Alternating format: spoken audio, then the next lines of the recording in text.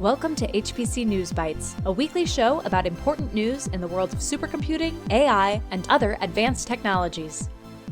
Hi, everyone. Welcome to HPC News Bytes. I'm Doug Black. Hi, Shaheen. We start once again with Techno-politics, with a report from Bloomberg that in the event of an invasion of Taiwan by mainland China, the ASML chip manufacturing equipment used by Taiwan Semiconductor Manufacturing Company can be disabled remotely. We're talking about ASML's school bus-sized extreme ultraviolet machines that TSMC uses for production of advanced HPC and AI chips. ASML has been banned from exporting those machines to China, delivering a distinct advantage to the US-led side of our increasingly polarized world. We had a full podcast about this, and especially after your coverage, Doug, 2 years ago, of a paper published by military scholars whose scenario planning included the idea that if an invasion were to happen, then TSMC factories should literally be blown up. 6 months ago, TSMC chairman Mark Liu addressed it directly, saying any military invasion will render TSMC factories non-operable. So it looks like they've added a remote control capability to that. That, of course, starts its own domino effect, since anything that can be operated remotely is a cybersecurity attack surface itself. So hopefully they have enough security attached to this remote disablement process to prevent bad actors from disrupting production. In our recent conversation with John Shalf of the Berkeley Lab, we talked about specialized silicon as a way of advancing performance and energy efficiency for supercomputing. That concept got a nice case study this past week with the release of the Crypto Super 500 report by my Orion X colleague Stephen Perrineau. The list tracks cryptocurrency mining based on the so-called proof-of-work consensus algorithm, which is one way to validate transactions in a decentralized way. Only Bitcoin and a handful of other coins use that consensus model, so the name Crypto Super 500 is just an allusion to Top 500.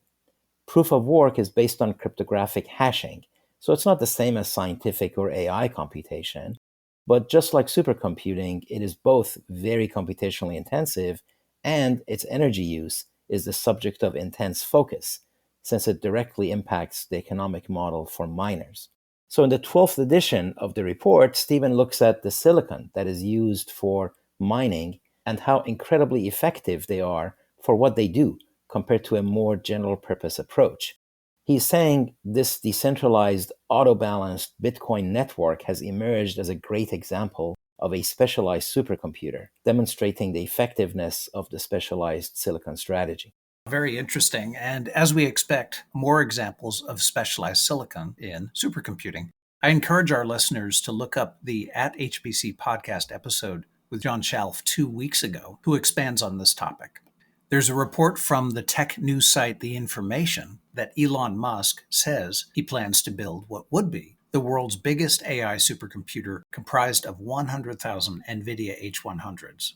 The system will be used by Musk's startup called xAI to power the next version of its Grok AI chatbot. Musk said he wants to get the system running by the fall of 2025.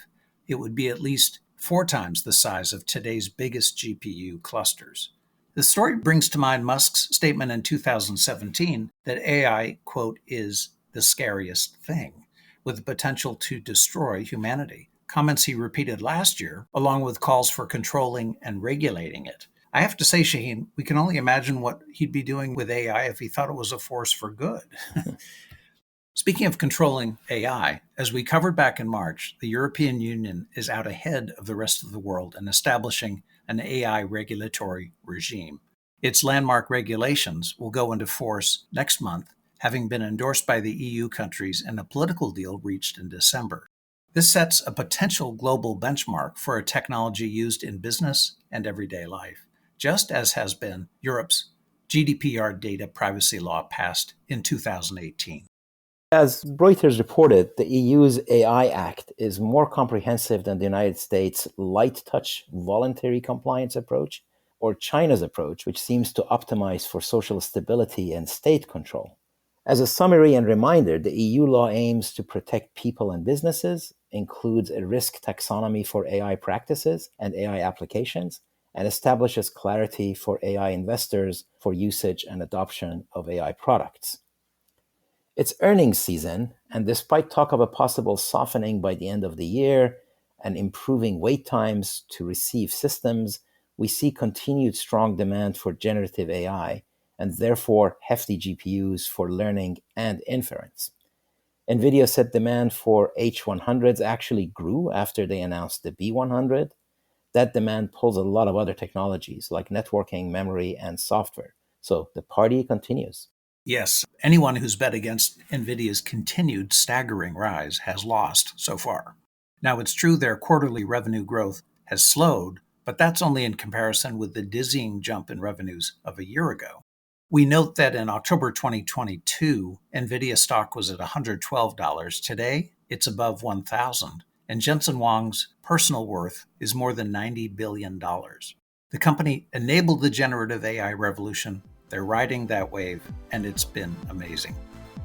Okay, that's it for this episode. Thanks so much for being with us. HPC News Bytes is a production of Orion X in association with Inside HPC. Shaheen Khan and Doug Black host the show. Every episode is featured on InsideHPC.com and posted on OrionX.net. Thank you for listening.